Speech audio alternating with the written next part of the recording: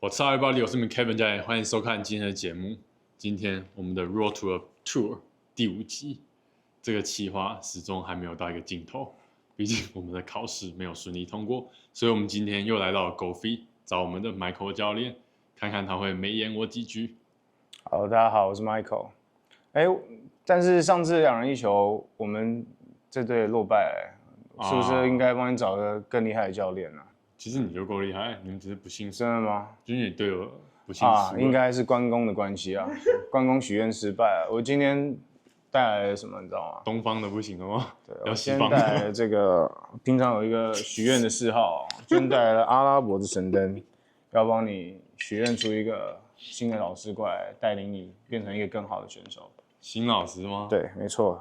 还能有什么更厉害的老师？那是不是我们一起搓2下呢？他这样会跑出来吗？会吗？好，好，我们欢迎一下那个我们公司高费的教学总监赵勋廷珊妮老师。今天其实是这样子的，我希望 Kevin 可以越打越好，所以我希望就是让我们公司教学能力最好的人来带领 Kevin 继续成长，也让这个频道有越来越多专业的知识进来。Sunny 他可能比较低调，但是他的学生们都不低调包含说我们去年刚考进 Live Tour 的李介博选手，就是跟着我们Sunny老师一起成长的那这个很谢谢Sunny老师跟介博，算是为台湾争光这样子。那包含说还有 LPGA 的女选手，上一集出现的小营七洞的钱佩云选手。这个都是台湾非常优秀的选手。那我希望就是Sunny老师带领这么多这么好的选手，也可以让 Kevin 更进步。OK， 非常谢谢 Michael 哥。我知道他已经想要抛弃我很久了。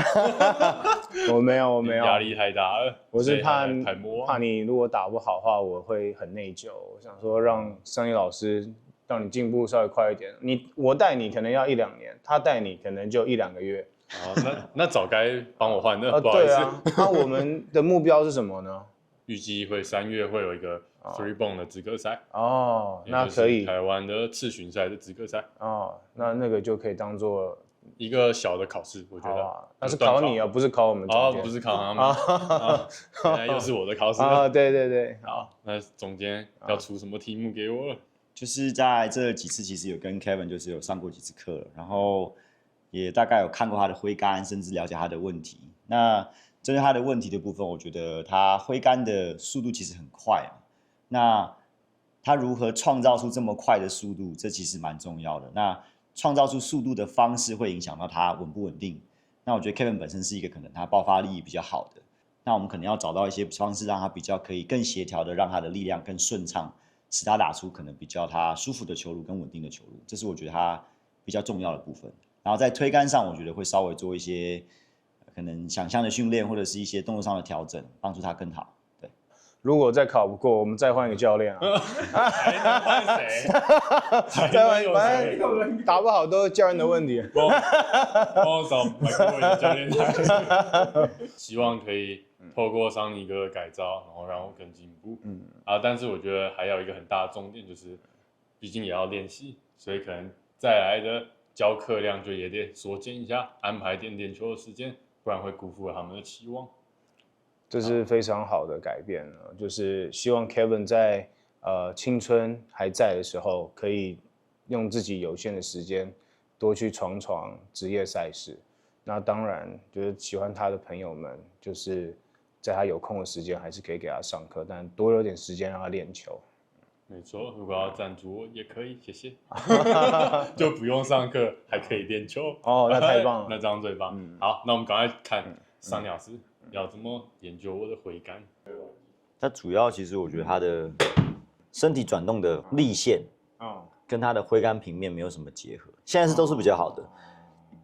我觉得原本他很高直嘛，对，然后那高直第一个要变得很浅平嘛，那他看起来是有这个方法的，但是因为他变完浅平后，他的站姿其实本身是很低的嘛，对，前倾很多，对，而且他手压超低，对，然后他的右脚其实有一点是锁死的右膝，所以它上杆其实右膝会变弯更多啊，那它的髋关节就没有得到一个上杆有个延展或旋转，对，原本它是蹲垂直嘛，那下来就是定倒嘛，对，所以它的塞边也不少，对，因为其实他打的时候，其实双腿空间都是，就是比较没有的，对。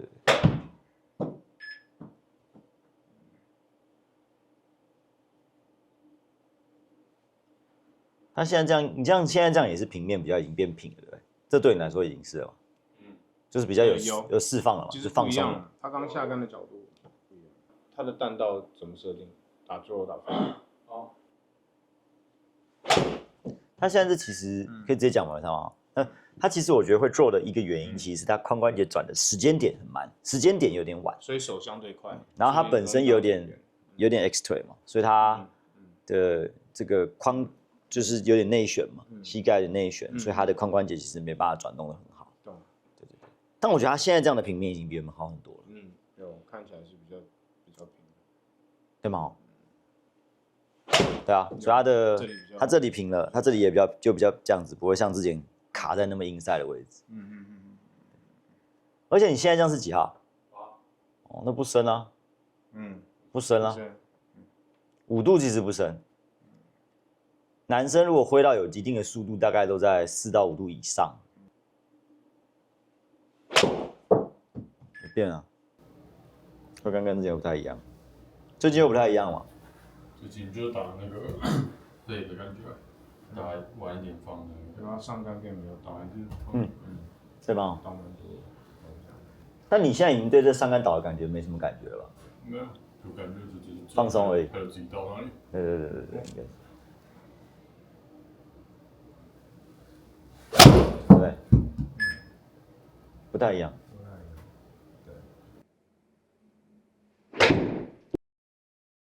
你的 height 写32啊，就大概快100尺了，100尺就是偏高的了。没有，但是我觉得 OK 啦，对吧？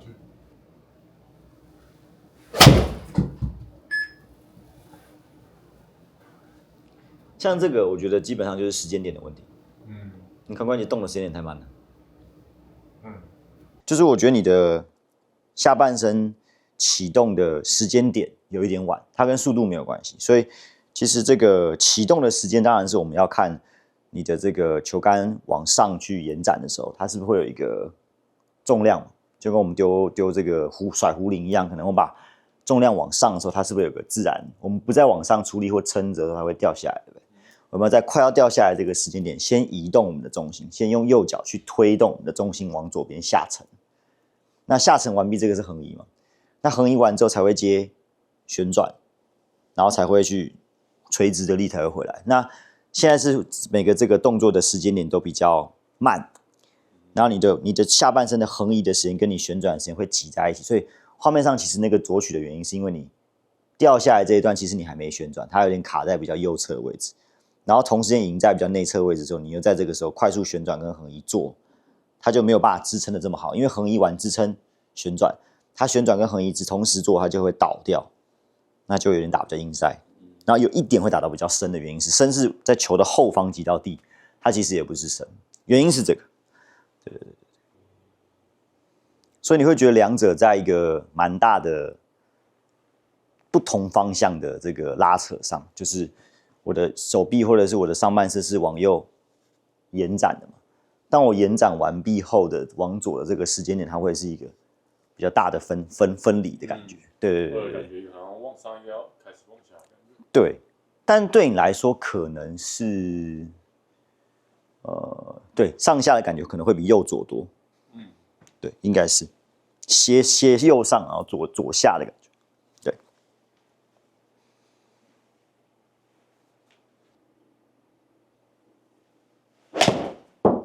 这个时间点是比较早，其实比较早。第一个事情是做完这个是应该速度会变快，但那个速度变快原因是因为拉扯变大了。对，但这是有个重点，就你原本应该你的手对不对？其实我猜你是有点 hold 住的，就 hold 着是说你会有点 hold 着它杆面不要关闭，这件事情不要做。为什么？因为你一 hold 住的时候，这个右手其实是没有办法快速的接近到胸前。其实你不是 timing 快了吗？早了，胸椎也早了，手也早了，都早的时候，其实干面不会关闭这么快。对，都早的时候，其实干面不会关闭的这么快，就是因为手稍微停住了嘛，所以它才会在比较快、比较 hold 住的时间是停在右侧的时候，这样的延展的时候才会变得比较左边。对，所以其实并不需要特别 hold 住你的双手，因为就跟壶铃一样嘛，它不是在摆嘛，对，所以你在动的时候，它还是要顺着这个重力去下降。那下降的时候，我的人也会下降嘛，那还要上升，我的脚下半身也会上升，所以我会再把它撑起来嘛，它是一个连续的动作，它并不会有撑住的感觉。对。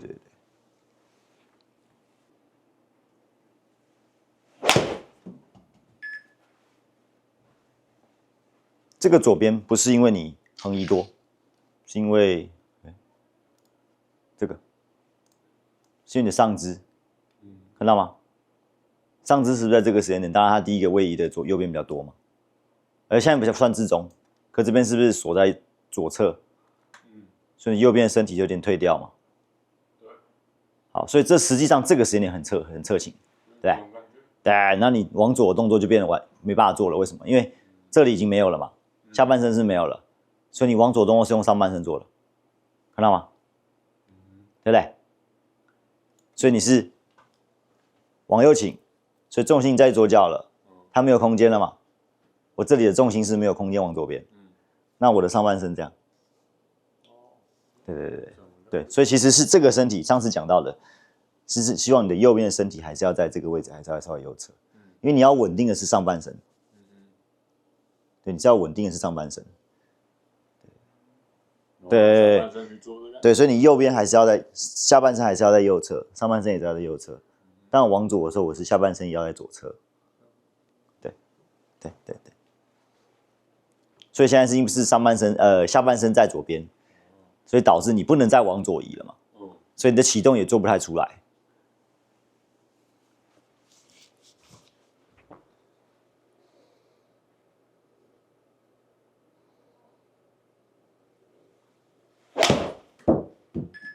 所以如果你在练习的时候，对不对？你在做夸张的动作的时候，你在做往右移的动作，这些，其实这个动作对你是好的，因为你这样下次才会在右侧嘛。那你要产生好的顺序，其实它上半身稳定是这样才会往左，对不对？那你现在是这样子，有点这种感觉。那我这时候一定是很inside的，因为我这边已经移动得很左边了。那我下来的时候，基本上这个时候，其实如果对你来说啦，你是要快速的垂直，对不对？只是这个不是很好的，因为你在打一些短铁杆或者是一些控球的时候，不可能这么做，因为地形可能不是很稳定，你去这样子这样跳，这对击球点一定是不好的。对啊。Kevin， 我们是为什么要修这个部分？就是它的移动跟转的时间点，甚至说它的顺序嘛。那原因很大，原因是就是说，大家都有可能有些有健身的朋友就会有知道壶铃这个东西，那或者是这个甩往上这个上搏这个东西。那他的意思就是说，我们必须要用很多下肢的动能去产生这个减少我们手臂的这个用力，去甩动这个壶铃，或者是把我们的这个杠甩上去。那这件事情是需要运用很多髋关节或者是下肢的爆发力。但是这件事情主要第一个是我们会先练习轻的重量，为什么？因为我们要知道说，怎么让它比较有好的动力顺序。那为什么要修 Kevin 这个问题？是因为如果他本身产生很快的速度的人，他并不是利用很好的这个顺序去做到速度这件事情，他本身可能是手臂上的这个像投手一样，他的这个肘关节或者是肩关节很多活动度啊，手腕啊，它可以产生很多加速度，没有错。可是挥杆上不可能只有手臂嘛，我们可能要产生更多的动作，所以我们可能下肢也需要配合去帮忙。那如果他的这个力量的这个连接或者是顺序上不是很流畅的时候，它的加速度就不会那么稳定。它最后那一段其实很多手臂的代偿，那它的影像会是多的。为什么？因为如果在慢动作观察，他会发现它的这个最后这一小段的手臂从弯曲到延展那一段其实是比较快的，所以杆面的翻转也比较多。所以修改这个目的是为了让它的动力顺序变得比较流畅，然后也比较合理，让它可以产生这个速度上是比较协调的。就是这中间之前我们已经先调过了3次，所以其实在给3哥调了之后，就是力量上，因为我们在 QI10 开箱，QI35 35 QI10 没有开箱，QI35 的开箱的时候，就也有提到最近挥杆没有这么用力的去打球，但是距离上其实也没有真的变化，我觉得就是不会因为这样子变短。就我速度虽然测起来它有变慢一点点，但我觉得是因为我还没有办法把那个动作做很流畅，熟悉了，所以对还不熟悉，所以做起来速度不快，但是打起来的球其实稳定性有变高，就是我最近几场球其实下去打，基本上都可以蛮容易在可能3个 over 左右，甚至有时候好一点在1分趴，那也是以近期这半年到1年其实比较好的成绩，我觉得就是有变化的，所以这个动作其实蛮难的，因为如果打到这个阶段的球，我相信你们看到的话，一定会想要尝试看看。对，但是大家可以酌量使用，因为难度真的有点高。我觉得这个很吃你身体的感受。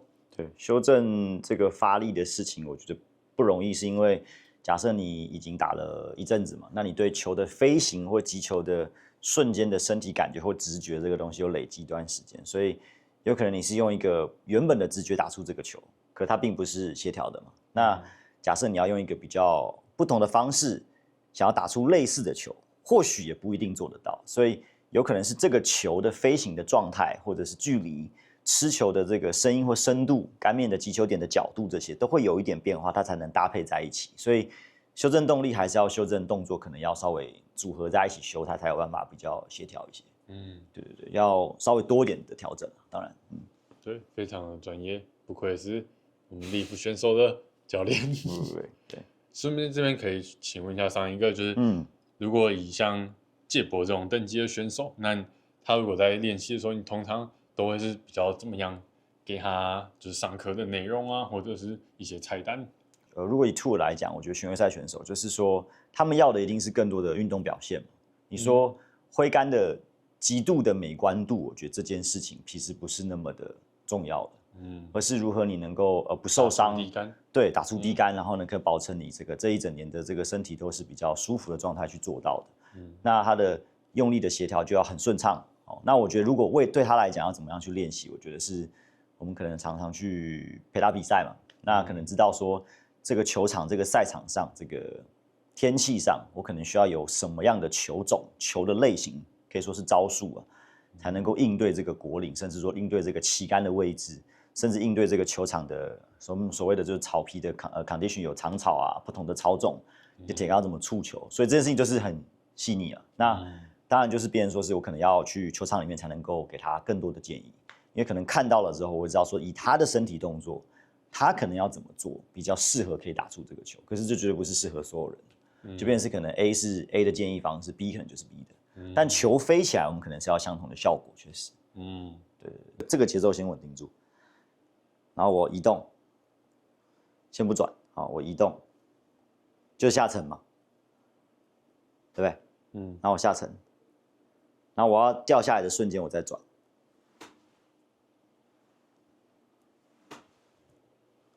然后旋转，同时我自己是觉得可以接垂直啊，但是我自己也可以不垂直，这就不垂直了，有没有？就我没起来了。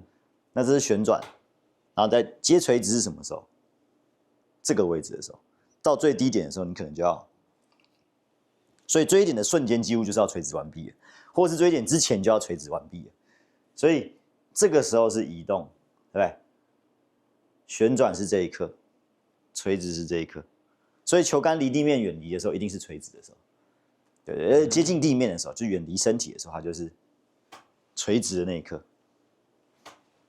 对。所以这个就蛮重要的，就是你怎么移。所以刚刚你在打，为什么会有点乱？是因为你可能它没有配在这个上面，所以你会抓不到 timing 嘛。那如果你抓到 timing， 它就变成是，这是下沉，对吗？我就不先打下沉。下沉，然后下沉旋转，下沉旋转，就这一段而已。然后打到球时候要接垂直，下沉旋转垂直，下沉旋转垂直，下沉旋转垂直，这是组合。对。就会顺。当然是这个要多做了，就是跟你那个产生速度的有点不容易，对不对？有点不容易，有点觉得自己肢体不协调。所以你原本产生速度的方式确实是靠手臂那一瞬间。对，我感觉比较是好像也没有特别想这边这么做，然后我就是给他转下去，然后再给他对，但它就会变成是它没有一个合理的模式，对，所以它不稳定也是正常的。下沉旋转，对，但你也可以先想你怎么下沉跟怎么垂直就好，中间那段可以先略过。先下沉，对，所以它变得有点这样，对吧？这就横移垂直，你可以先想横移垂直，没关系，横移垂直，对，至少这个 timing 不会错嘛。最早跟最晚要做对就好，中间就只是转动，所以你只要转动，前后一样就好了。对，你要先把垂直跟横移的时间做对就好了，没关系，横移跟垂直的时间做对就好。那球杆就会比较在你上就开始。对，但是不用转，不用这样。哦，它可以，我有两个一起。对，你可以先查下沉就好。对，先下沉就好，没关系。对，这只有下沉。那你要转，只是配在动作里面而已。你就不会觉得那么不协调了。所以下沉跟起来先有就好了，对吗？下沉跟起来先有就好了。对，就变顺了，这就是甩壶铃了。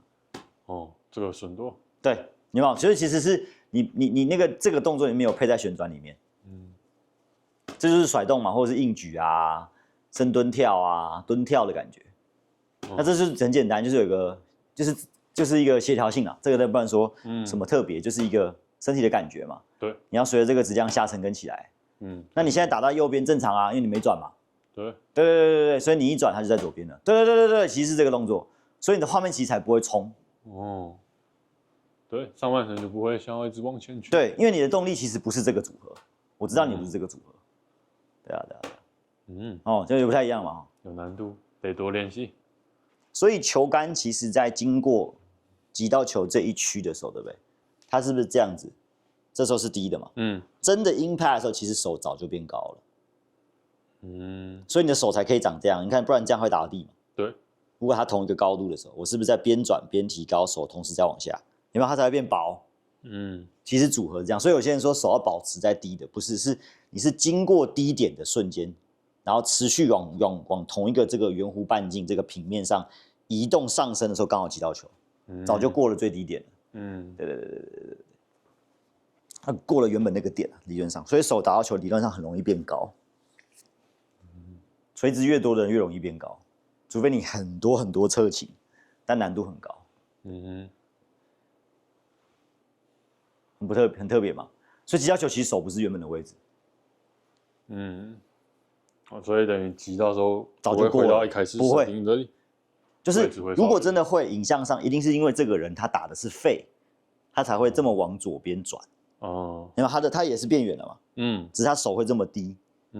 但这种人很少啊，就是他要打很短铁杆，所以为什么 driver 很难？因为 driver 所以就连 Rory 他杆子也会变高嘛，那正常，因为他越顶的人越垂直的人，这杆子一定会被拉起来。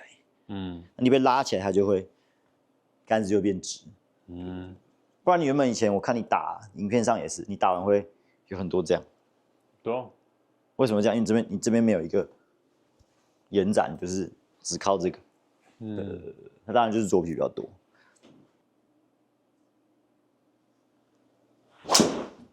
有变顺欸。好像有呢。哇，直接进步了，完蛋了，对不对？好像有对啊，你看是不是中间变大了？对啊。哇，怎么办？但是这样力量其实解的蛮顺的吧？虽然不太习惯，但感觉是顺。就你一伸球杆就离开，你再多试没关系。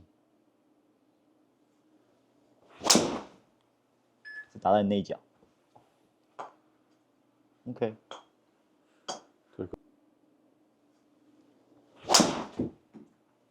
这颗应该不错。这没打到点是不是？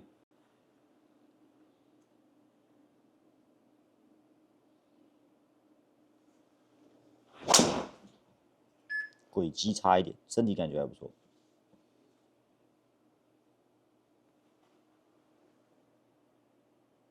所以这应该是打内角，不然应该不会左右做，这么小条，对不对？OK， 这是 Kevin 原本的挥杆动作，在击球那一段，他的击到球的时候可以看到他的这个肩膀的这个线，关节的线跟他中间这条其实是他的膝盖啊，那可以看到他击到球的时候是胸椎打开离这个接近到这个膝盖的线是差距的比较大的，没有形成平行，就还是比较有焦点的。然后他的胸椎打开的这个转开的角度也比较少击到球，所以他原本这样的情况，他的手臂翻转就会比较多，也会留在一个比较内侧的位置去击到球。可以看到这是一个巡回赛球员，那我们就不讲是谁。那在他启动下杆的时候，可以看到他的下半身的提早，确实有个提早，所以他杆子确实还在往上杆的方向，就是上杆方向走，所以他下肢就其实动得比较早了。